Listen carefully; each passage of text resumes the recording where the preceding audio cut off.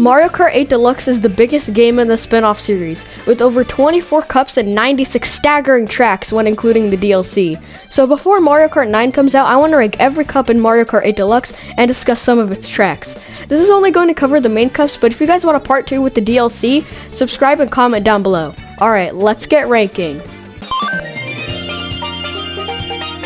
Now we have the most basic cup, which is the Mushroom Cup, which is actually very solid for being the first cup. Mario Kart Stadium is a beautiful track with plenty of boost pads and shows off this game's new mechanics perfectly in the form of the anti-gravity. It is a medium-length track with some banging music and there's some good fun. Water Park is a fun and pretty good-looking stage, however the water does make it pretty slow, but however overall it's a pretty solid track. I love the creativity and aesthetic of Sweet Sweet Canyon. The music is really good and has a good sense of speed. I really like it. All of the different areas are cake themed and it's such an enjoyable track. The Thwomp Ruins are a solid stage as well, but it definitely isn't my favorite. The music is somewhat good though, the anti-gravity sections are very fun, and there are many branching paths you can take. The only issue is that many walls and thwomps are blocking your path, but if you're a good player, that shouldn't be too much of an issue. This is a great cup to start off with. I'm going to give it a solid A tier. Now we have the superior cup to the Mushroom Cup, and it's one of my favorites, which is the Flower Cup. This one starts off extremely strong, and while it does go down a little bit, it still has some great tracks towards the end. Mario Circuit is beautiful being around Peach's Castle with some amazing scenery and backgrounds. The music is also a complete bop. The anti-gravity is fun with some tight turns and good item placement and obstacles, which makes it an overall fun time. Toad Harbor can basically have the same thing be said about it, but tones down the aesthetic and gives this level a lot of branching paths, more items, and boosters, which I find to be better. The Twisted Mansion is not my favorite, but it's a really good track. It starts off with the twisting hallway where you can do a lot of tricks, then there's an underwater section which is surprisingly good, then you can glide outside of the mansion and dodge some cool obstacles like thwomps. This track is also just very detailed and feels complete, like it's supposed to be correlated with Luigi's Mansion. Shy Guy Falls is okay, it has a lot of speed panels and items, but I just don't like the theming and track time. This is a good track, but it's just my personal preference. This cup is carried by the first 3 tracks, making it extremely good, so it will go at the top of A tier. I love the Star Cup, and it's kind of ironic that the star is the best out of the main power-ups. Starting with Sunshine Airport, which is a stage I really like. There are many references to Super Mario Sunshine, and the stage is very creative with the track design, such as going inside of an airplane or launching down to its runway. It has some good music and it's fun to play on. Dolphin Shoals is an underrated track, and I hear nobody talking about it for some reason. It has several ramps, good music, and a very cool underwater section. There are massive eels that you can trick off of, and there are pipes that even propel you up. This is a beautiful cave section, and this track overall has a good sense of speed and it's fun. Electrodome is themed around music, and it's kind of like a disco ball, and I really like that theme, and Nintendo hasn't really used that one since. Everything has bright flashing lights and amazing music. There are even panels that light up and make a sound when you step on them. Plenty of items and good track length certainly make this one of the more interesting tracks in this cup. But to finish it off, we have Mount Wario, which is a very interesting track. Instead of 3 different laps, there is just one track that is divided into 3 parts, which makes it fresh and never makes you feel like you're just doing it again 3 times. There are plenty of mountains and forests where you can do tricks and shortcuts, and it's really fast. I love this track in this entire cup. This will be our first S tier. It may come as a surprise to most of you, but I don't really like the Special Cup that much. This one starts off pretty well, but then slowly progresses to mid. Cloud Top Cruise is beautiful with good music, but I don't know if this is a skill issue, but I feel like there are way too many places you can fall off here. Other than that, it's a pretty well-designed stage. Bone Dry Dunes is one I don't really like. The design is nice, but it looks a little boring, and the music's okay too. The track is also a bit too narrow, but I do like how there are skeletons everywhere, and you really feel like this desert is dead. Now, Bowser's Capture One is an exception to all the previous tracks, has intense music, anti-gravity sections with a massive Bowser statue that actually tries to punch you. This track is very fun to play, and I think it carries most of the cup.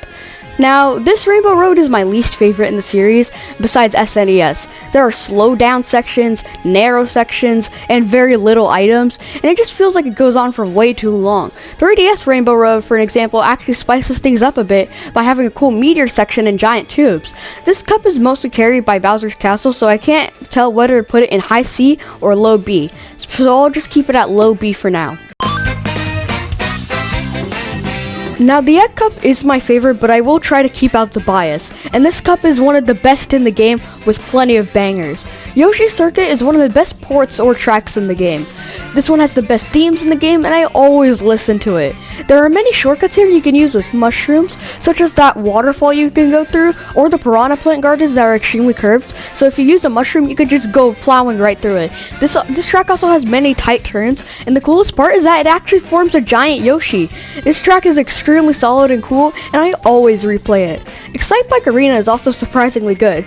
Most people will say that it's just an oval, but those are probably the same people who will defend Baby Park with their life. It has so many ramps to trick off of, just like the NES game, and the music is so good that it actually competes with Yoshi's Circuit in my opinion. Two shortcuts are really easy to pull off, and they're so satisfying to do. Dragon Driftaway is super cool in my opinion, being themed around dragons, obviously by the title. You can see a lot of cool art on the walls, and the music just feels right for what it is.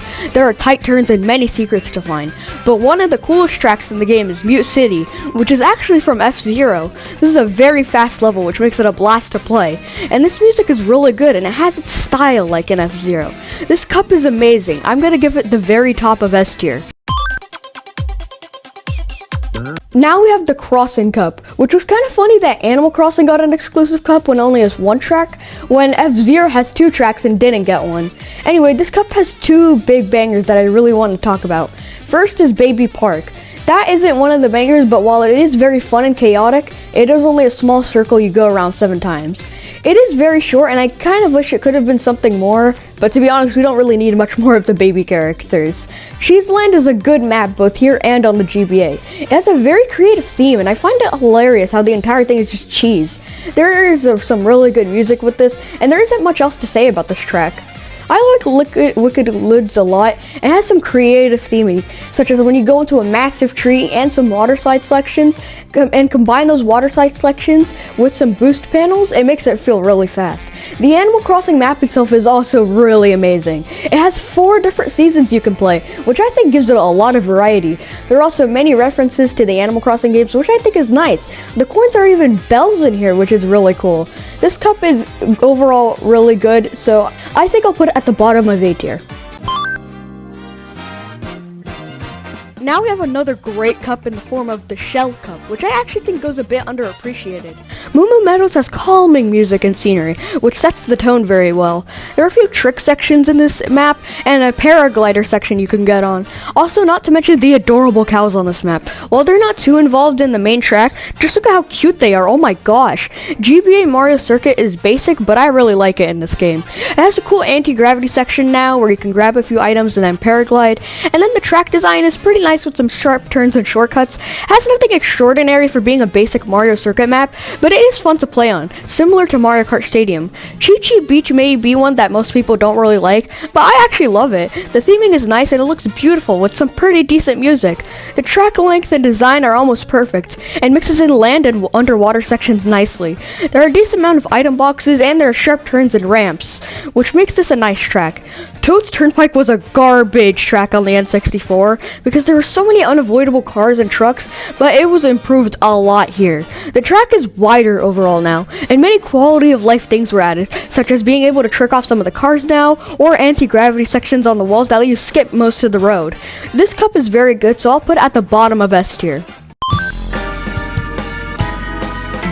The Banana Cup shines out and is one of my favorite cups here, but it has some very interesting tracks here. Dry Desert here is better than the GameCube version, with very few issues. There are many tricks and shortcuts you can take to go further. However, the tornado and quicksand sections are pretty annoying, and I think there are a couple of annoying obstacles.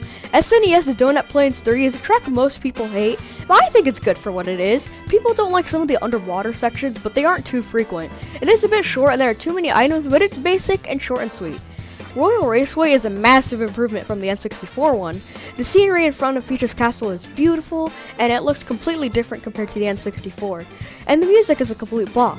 There are now added paraglider sections, and it just makes it overall nice. Now we end off this cup with an absolute banger, which is DK Jungle. This track has an incredible theme in the Donkey Kong universe of games with lots and lots of references. There's a temple, paraglider sections, and many shortcuts. The items are placed perfectly, and the music slaps harder than Nintendo does on Switch emulators. They saved the best for last, and that's why I'm gonna give this cup the top of A tier. We have had a massive streak of amazing cups, and I think this one is going to top all of them off, which is the Leaf Cup. Wario Stadium is a fun map. There are a lot of tricks you could do, and it has an incredible sense of speed, especially in 150cc. There are also anti-gravity sections, but something I find weird is that this one borrows music from Waluigi Pinball on the DS, and no other track does this. Maybe they ran out of time, or just because the music fits well with this, I don't know. Sherbert Land has a good sense of speed and has two different paths, one on ice and one in the water. I also really like the design of an icy area at nighttime and find it funny that there are skating Shy Guys everywhere. Music Park is my favorite track here. I find it creative that there are massive instruments and that quarter notes are actually giant obstacles. It is also ironic that the music for Music Park is banging and really good. Yoshi Valley is very interesting, has many branching paths, and then they all combine at the end. I also find it hilarious how there's gonna be a massive Yoshi egg that's trying to be an obstacle. Other than that, this track is pretty confusing, but it's still fun and really good to play. The Leaf Cup will get a mid A tier. I find the Lightning Cup to be just a little mid, so we start off first with TikTok Clock. This one is a great track. I really love how it's themed around clocks, but this might make a couple people angry, but I don't really like the music for this track. Don't get me wrong, it's great, but it just feels a little lackluster compared to some of the others, but the track is fine otherwise. Piranha Plant Slide is okay, however a large portion of this level takes place underwater, which makes it less fun to play, and there's not even many gimmicks that you have inside of the water to make it feel faster than it already is, and it just feels like a little bit of a slog to play. But here I like Grumble Volcano because as the track progresses, more of the track crumbles, making it harder, which is something I find really creative. N64 Rainbow Road is probably the highlight of this cup. Something I find really funny is that this is the track that is shown on the box art instead of the new Rainbow Road, which just shows that Nintendo had no faith in the new one. This track is pretty nice though overall, and I think it pushes it to B. Now we actually have a cup based on Zelda, which is the TriForce Cup, and it is actually pretty decent. Wario's Gold Mine is pretty fun with anti-gravity and a lot of places where you can gain a lot of speed. However, there are a lot of obstacles, and I always feel like I get specifically hit by bananas and red shells on this map, and only this one for some reason. However, the SNES Rainbow Road brings this cup down quite a lot. I get it was made in 1992, but it's incredibly flat and boring. This version tries adding places where you can do tricks, but it still feels the same way too. Also, the turns are at a 90-degree angle, which makes it super easy to fall off, and makes this my least favorite Rainbow Road.